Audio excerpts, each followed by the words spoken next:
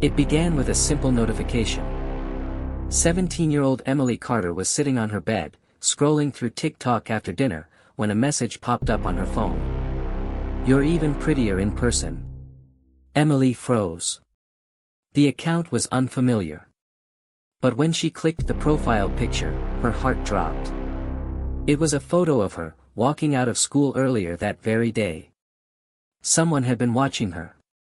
Emily Carter wasn't famous, at least not in the traditional sense. She was a high school junior, loved volleyball, coffee shop selfies, and posting TikToks with her friends. But online, Emily was a star. Her videos had gone viral more than once. By the spring of 2022, she had nearly 20,000 followers. And that's where the danger began. Most comments were harmless, funny emojis, dance requests, the usual stuff. But mixed in were darker messages. Strangers asking where she lived. Older men commenting on her appearance. Direct messages that made her uncomfortable. Emily ignored most of it. But one follower stood out. A user called Chris_89. At first, his comments seemed flattering. Harmless, even. Beautiful. Wish I knew you in real life. You're perfect. But the tone changed quickly. Compliments became questions. Questions became demands. Why won't you answer me? Don't ignore me. I know where you live. Emily tried blocking him. But each time, a new account appeared. Same name. Same threats. And then, the gifts began arriving. One afternoon, Emily came home to find a package sitting on the porch. Inside was a silver necklace with a heart pendant. No note. No sender. That night, Chris messaged her again. "Do you like your gift? You looked so happy when you opened it." Emily's stomach turned. He hadn't just sent the package, he'd been there, watching her open it. She deleted the message.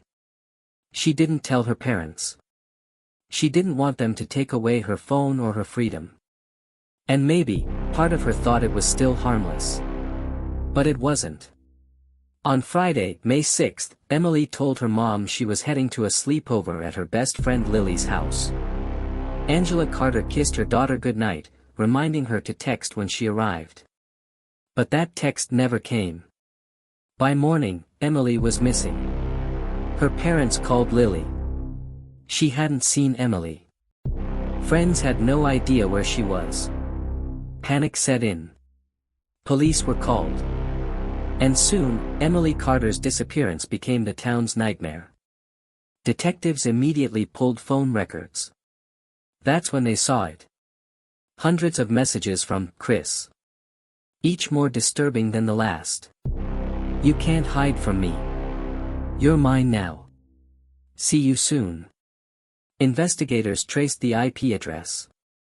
It led to a man named Christopher Hall, 32 years old, living in the next town over. Hall's social media looked normal enough: vacation pictures, a dog, a few posts about his job. But when police dug deeper, the facade crumbled. Christopher had a disturbing history: restraining orders from women he harassed online, complaints of stalking, even an old charge for unlawful surveillance that never stuck.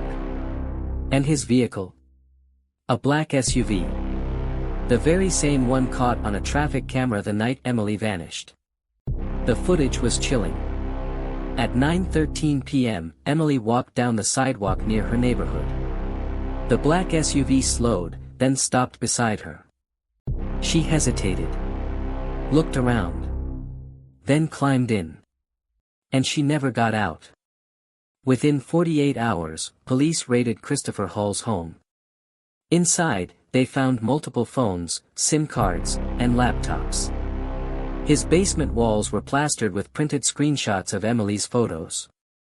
But the most horrifying discovery was pinned to a corkboard. A timeline of Emily's life, her school events, her volleyball games, birthdays, even the cafes she visited with her friends.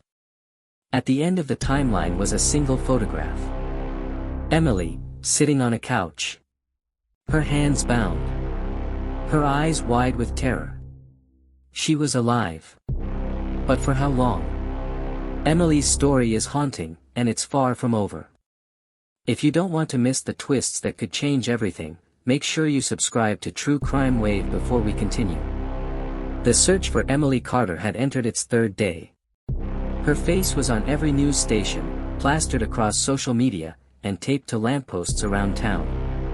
But inside the police department, detectives were focused on one man, Christopher Hall. The evidence was damning. The black SUV. The chilling messages. The wall of photographs. And yet, when they brought him in for questioning, Christopher denied everything. Calm. Polite. Even charming. He claimed the timeline on his wall was just research for a true crime novel he was writing. The photographs. Inspirational references. And the photo of Emily, bound and terrified. He leaned back, smiled faintly, and said, "That picture was doctored. Fake. You can't trust what you see online." Detectives pushed harder. They asked where Emily was. Christopher folded his arms. His eyes gleamed. "If she's missing, maybe she ran away. Girls like her always want attention. Maybe she wanted to disappear." The arrogance was suffocating. But here's the problem: without a body, without proof Emily had actually been in his custody, the case was fragile. Christopher's lawyer pounced on that weakness. And within 48 hours, he walked free. Emily's mother Angela could barely speak. Her father, Mark, was furious, shouting at reporters. "The man who took my daughter is walking the streets. What are the police doing?" But behind the scenes, investigators weren't giving up. They were working around the clock, digging into Christopher's online world. And what they uncovered was darker than anyone imagined. Using forensic cyber tools, detectives cracked into Hall's hidden servers. What they found wasn't just Emily. It was dozens of other girls. Screenshots. Chat logs. Photographs. Every single one was cataloged in disturbing detail: names, ages, addresses, favorite hangouts. Christopher wasn't just stalking Emily. He was hunting. And Emily had been his #1 target. But here's where things took a shocking turn.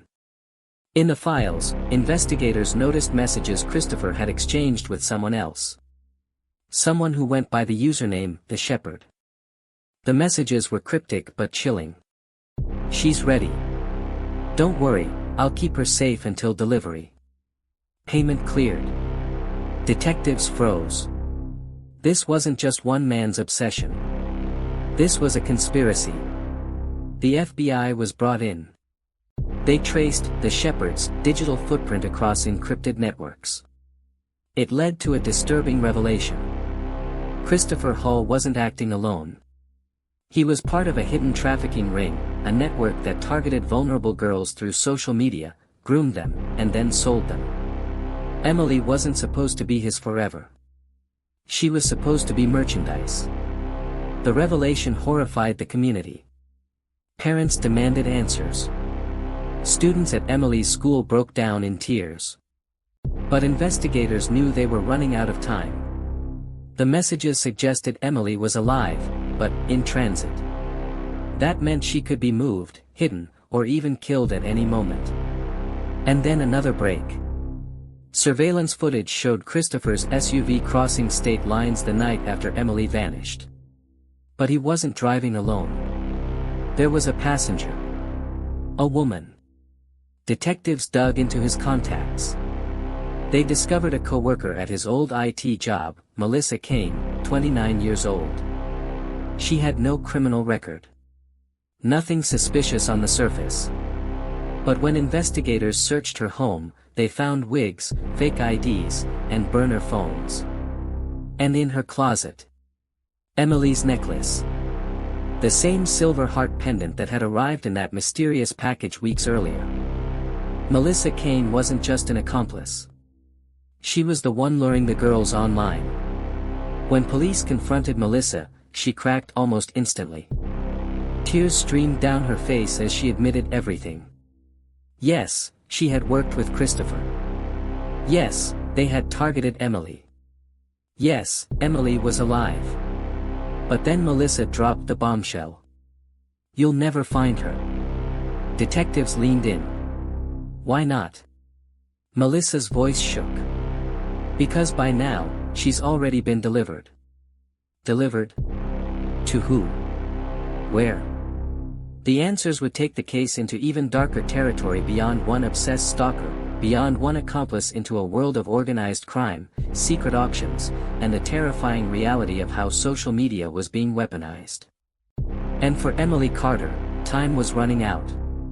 Melissa Kane's words echoed in the interrogation room. "She's already been delivered." For detectives, it was like a knife through the chest. Emily Carter wasn't just missing anymore. She had been handed over. But to who? And for what? The FBI's cybercrimes unit began tearing through Melissa's digital trail. Buried deep in encrypted chats, they found references to something called the Exchange. A hidden marketplace on the dark web. A place where human lives weren't just destroyed, they were sold. And there, among the sickening listings, was a profile that made investigators' blood run cold. A girl. Brown hair. Bright smile. Silver necklace. Listed simply as, Lot 47, fresh. Untouched. 19. It was Emily. Her photo. Her age. Her necklace. The bidding had already closed. She was gone. Sold. Detectives refused to accept it. They traced the payments, the IP addresses, every scrap of metadata. And finally, they found a lead. A private airstrip, just 2 hours from where Emily had vanished. Security footage showed Christopher Hall and Melissa Kane there just days before the disappearance. Loading a crate onto a small cargo plane. A crate large enough, for a person. The FBI raided the facility. But the plane was long gone. Its destination, Belize. That's where the trail ended. And that's when investigators realized the chilling truth.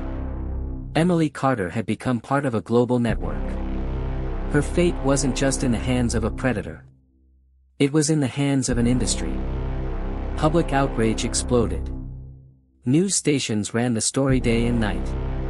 Hashtags demanding #justice for Emily flooded social media.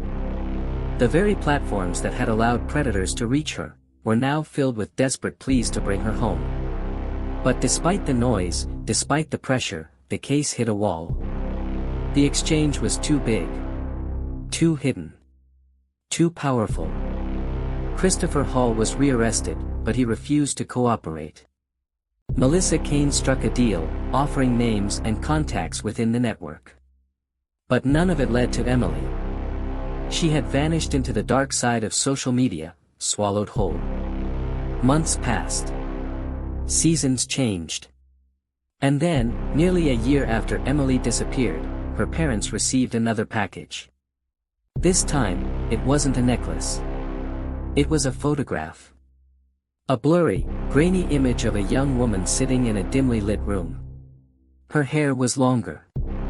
She was thinner. Her eyes hollow. But it was her. Emily. And scrawled across the back of the photo were just 3 words. She belongs here. The image shook investigators to their core. It meant Emily was alive. But it also meant she had been absorbed fully into the network. A commodity. A possession. The photo was both a taunt and a warning.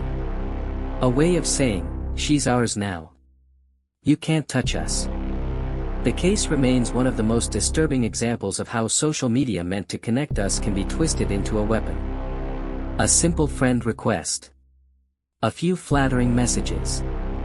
And suddenly, the line between reality and nightmare disappears. For Emily Carter, what started as an online friendship turned into a trap and a sentence worse than death. Because her story didn't end with an arrest. Or a rescue. Her story ended with a sale. And that's the darkest truth of all.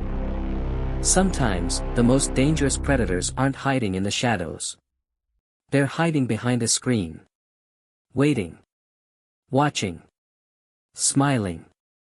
And when the time is right, they strike. If you're hooked by the chilling twists in today's story and want to hear more jaw-dropping true crime cases, disappearance and justice, make sure to hit that subscribe button and stay tuned for even more shocking revelations right here on True Crime Wave.